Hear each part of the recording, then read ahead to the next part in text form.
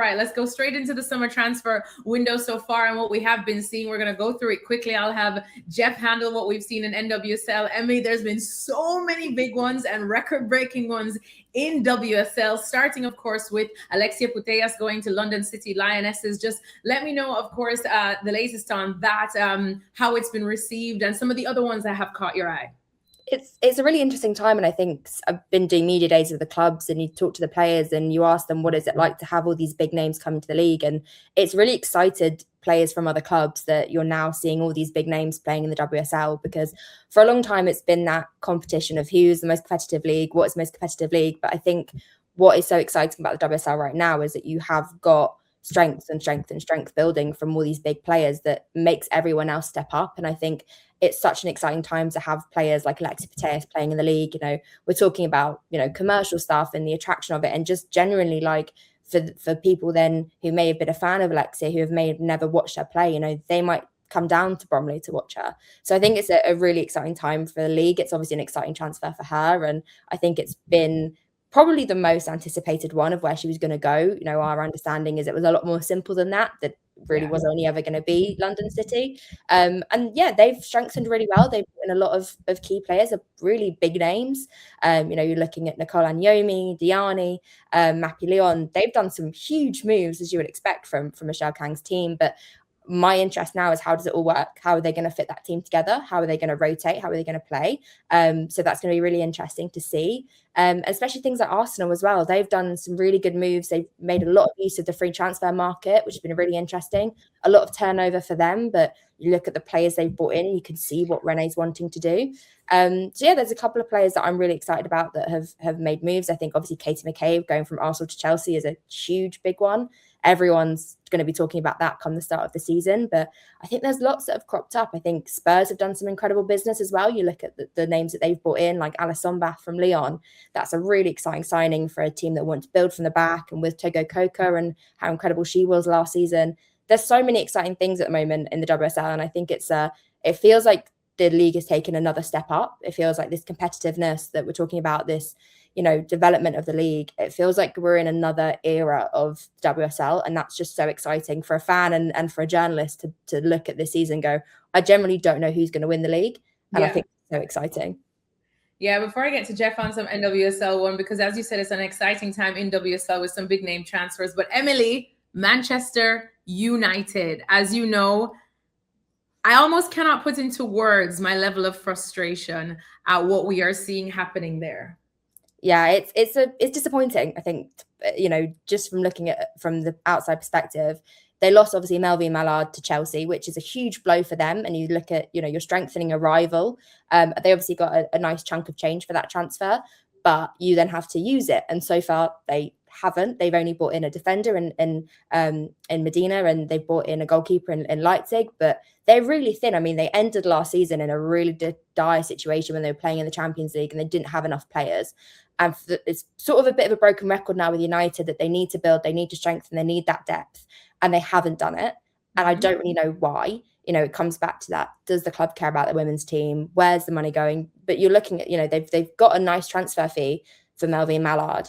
That needs to be being used to then sign players, and they're not active in the market. They're not making use of the free transfer market. You look at the opportunities they've had and they've fallen really, really short. Obviously not being in the Champions League this coming season is going to play an impact, but they should be beyond that now. They should be really able to attract. You look at what Spurs have done. They're not in the Champions League, but it feels like they're really slow and they're really behind the curve. And I'm worried for them this season that your Spurses, your London Cities, Brighton even, that Man United are going to fall behind them in the table. And I think it's a really real possibility unless they can really ramp up at the back end of this transfer window.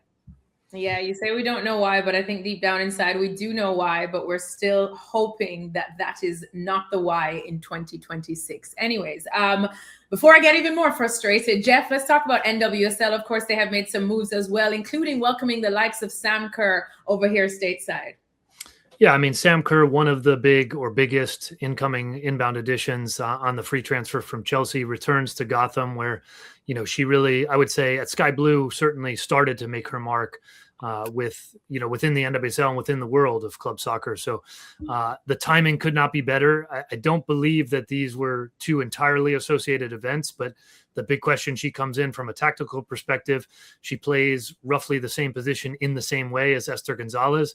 Esther Gonzalez has her contract mutually terminated abruptly to, as best we know at the moment anyway, tend to family matters in Spain.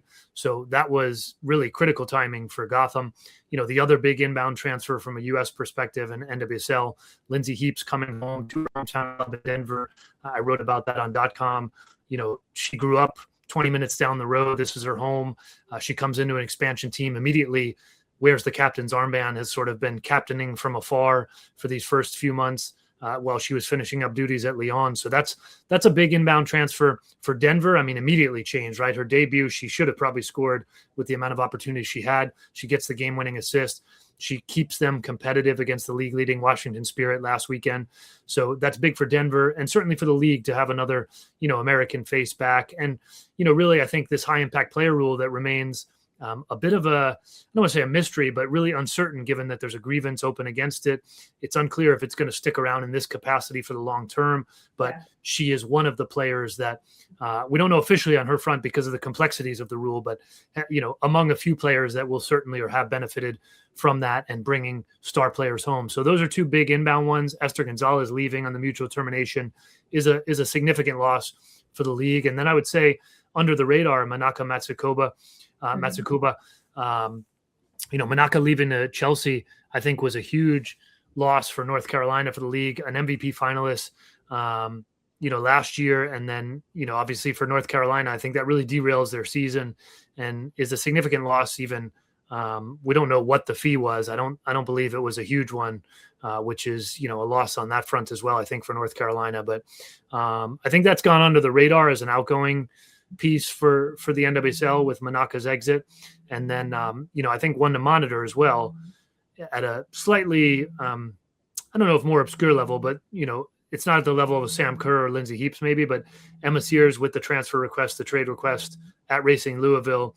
There's been no movement on that yet, but certainly that stands as, a U.S. player who's looking to move on from a last place team that just has really gone backwards this season. Yeah, and then finally, to put a bow on it, of course, we definitely have to talk about some of the moves elsewhere in Europe, especially at Barcelona getting Caroline, Olympique Lyonnais also getting Caroline Weir. Just a rebuild that we see going on there after what we saw in the Champions League, considering both of them disputed that final. Emily, just your thoughts on what caught your eye? Yeah, I think obviously Barcelona had quite a big exodus this season. I think these big names gone, Ono Badje, Alexis Putellas, Mappy Leon. It's going to be a new look Barcelona. And I think, Sam Mars and I were writing in that Champions League final that this sort of feels like a new chapter for the club, that so many of those stalwart names have departed the club. And even Sama Parallelo, she's gone as well. So it's a really different look Barcelona, but they've retained a core of their DNA. You likes of Patrick Kihara, Aitana Bonmati, Claudia Pina, these are incredible players that can carry a team, and they've also developed a really good conveyor belt of young players coming through. So likes of Clara Sarajordi, she's one that I'm really excited about this season that I think could get more minutes. I mean, started that Champions League final at 18. So really excited about sort of the young players coming through. And I think it's an interesting time for Lyon and Real Madrid as well, because they've always sort of been in the wings of sort of Europeans elite. They always were in there, but they sort of fell away from the curve, and especially Lyon sort of getting that battering in the final. And I think have sort of had their team rinsed a little bit. They've had quite a few exits. They have brought in some new players, but it's a really interesting time. And I think Real Madrid have strengthened well. I mean, Felicia Schroeder, for a potential world record, there's a little bit of dispute there whether it is or not, just based on sort of transparency over money. But they have done well, but I think they're still lacking some depth. They're lacking some sort of cohesion in that team.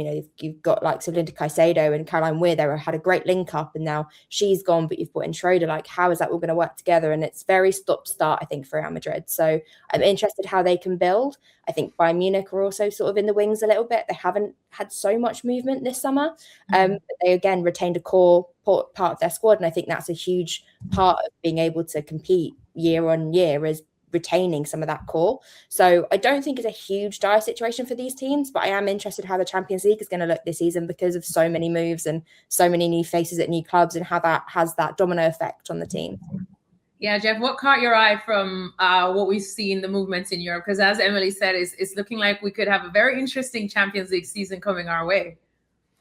Well, I mean, in Europe, I think we talked about it, right? I mean, Putellas to London City was the story of the summer.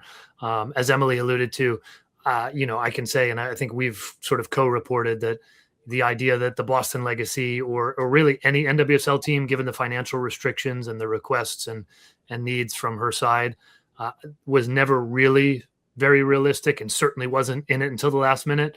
So, I think that it gained some traction over here just because we're talking about arguably the best player in the world, or certainly one of them, with a potential NWSL interest, and, the new high impact player rule in theory being for, that type of player to attract them. But I think that was, had to be the big one of the summer. And then the knock-on effect for me, I mean, I think the recent activity from Lyon gives a little bit of, I guess, salvages things a little bit. But you look at, where is London City headed? Where do they rank in the pecking order within their own system of ownership within the WSL? And I think it's quite clear that the investment is very much being poured into that team. And what does that mean for the future? I mean, I know we've got to go, and there's layers there of, two teams from the same ownership in Champions League.